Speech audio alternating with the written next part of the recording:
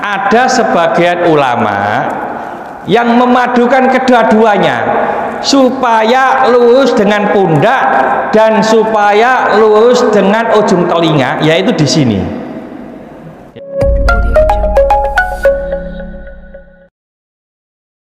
Assalamualaikum warahmatullahi wabarakatuh. Bismillahirrahmanirrahim.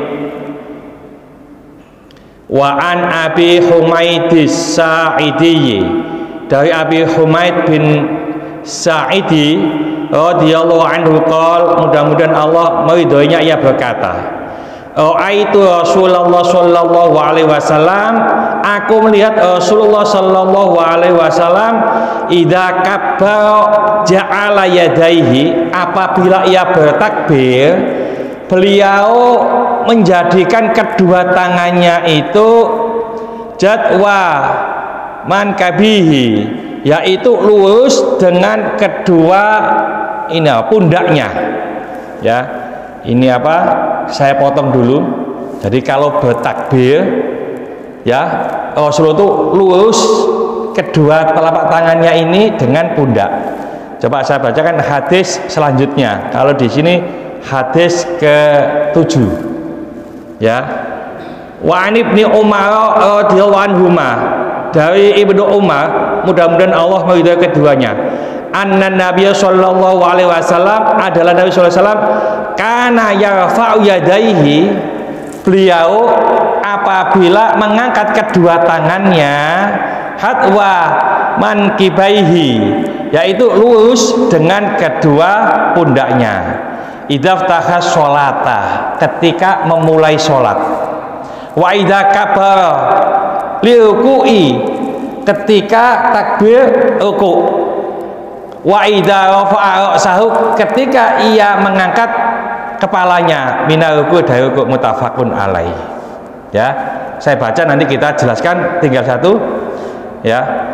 Wali Muslimin an Malik ibnil Huwairithi, dari riwayat Muslim dari Malik bin Huwairis nahwu hadithi, hadis yang lain, Ibni Umar, dari Ibnu Umar, lakin qala hatta yuhadiya bihima, ya, sampai lurus kedua telapak tangannya ini, furu'a udunaini, ujung-ujung telinganya. Nah, ini kita coba kita bahas. Hadis pertama dan kedua itu Rasulullah kalau mengangkat kedua tangan itu lurus dengan pundak. Ini bisa diinterpretasi, Pak. Kalau di sini lurus dengan pundak kan mungkin, Pak, ya. Atau di sini ini juga lurus dengan pundak.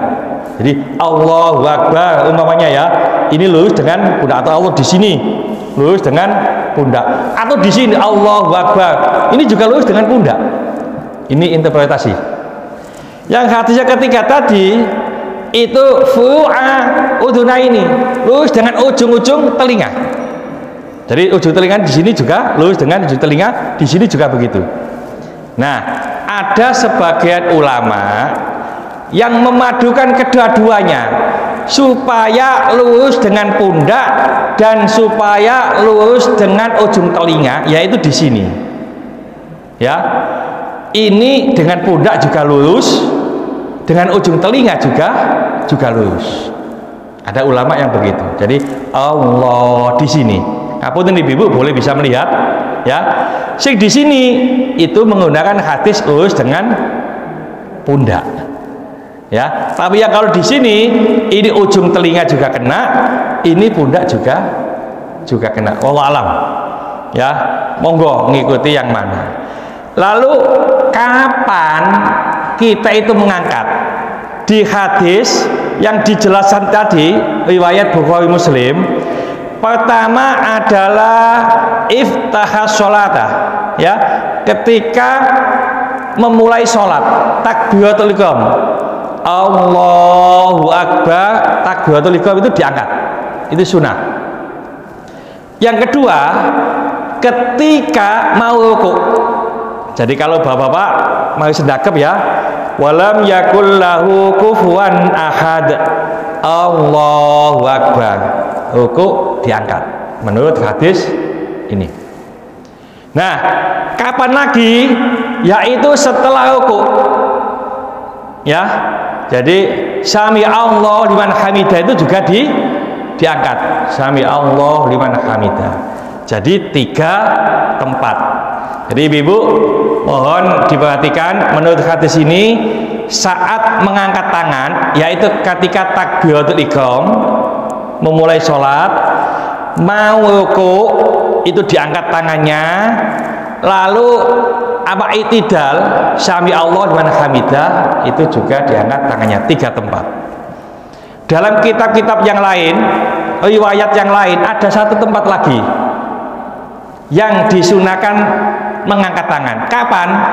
Yaitu ketika selesai tahiyat awal. Ya, jadi kita tahiyat awal, umpamanya sholat maghrib tadi, tahiyat awal itu kita berdiri, itu juga mengangkat tangan. Ada 4 tempat. Ya, umpamanya ada makmum masbuk. Makmum masbuk itu masih dapat 1 rakaat, tapi imamnya sudah 3 rakaat. Waktu sholat maghrib mau salam kan, makmum masbuk itu tahiyat, itu juga disunahkan. Pokoknya tahiyat terus kita berdiri, disunahkan mengangkat tangan. Jadi ada 4 tempat. Gak ngangkat tangan pun juga nggak apa-apa, sah sholatnya, sah, tapi tidak dapat kesunahan. Ya, eman. Jadi takbirnya begini monggo, ya. Jadi takbirnya begini monggo. Kalau ini sebagian ulama mengatakan lurus dengan telinga, lurus dengan pundak. Jadi dua-duanya terkena, baik riwayat Muslim juga kena, lalu riwayat Bukhari juga kena. Ya, ada pertanyaan mungkin, ya. Nggih, monggo sambil tak minum Bu nggih, ngapunten.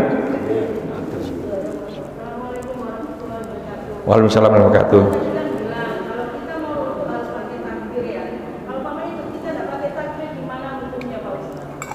Nah, takbir itu ada 2, Bu.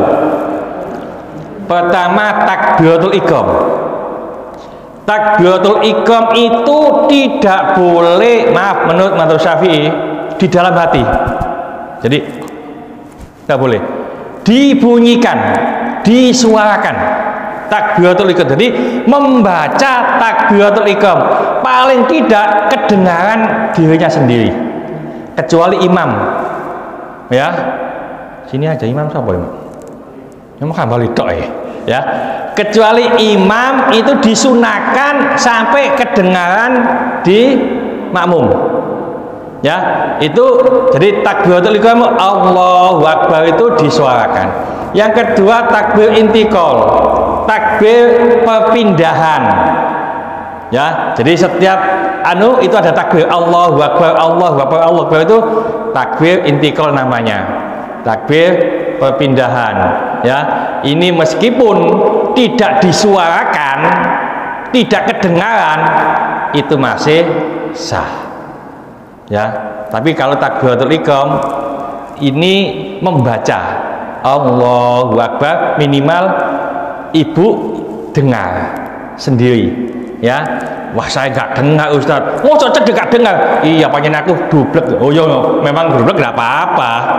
Ya, kalau udah tua kadang-kadang nggak dengar sendiri, ya nggak apa-apa. Tapi sudah berupaya untuk dikeluarkan. Ya, jadi nggak pakai ngangkat gini nggak apa-apa, tapi disuarakan.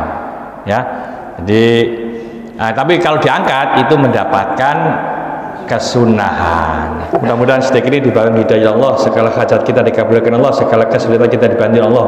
Mudah-mudahan anak-anak kita menjadi anak soleh-solehah, taat kepada Allah, patuh dan nurut kepada orang tua, yang mengasih keturunan, mudah-mudahan keturunan soleh-solehah, yang mengasih jodoh, mudah-mudahan jodoh yang soleh-solehah.